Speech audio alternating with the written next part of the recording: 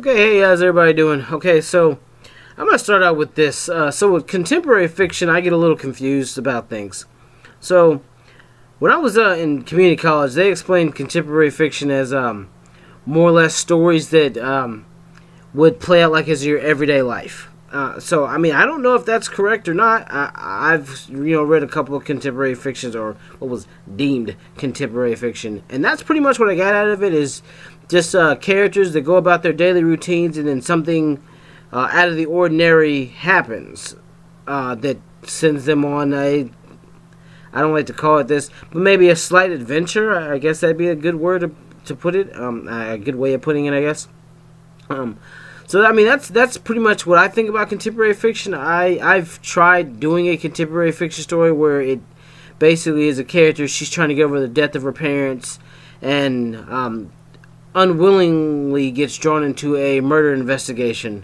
So I don't know if that's that. I mean that's when I said I kind of found out, at least from what I understood contemporary fiction to be, as her daily routine was going to college, going to classes, this, that, and they're hanging out with her best friend, and then she slowly starts realizing that something isn't right about the serial killer that's portrayed on TV, and there's something slightly familiar about that, and then she starts piecing things together, and it takes an unfortunate turn for some of the characters in the story.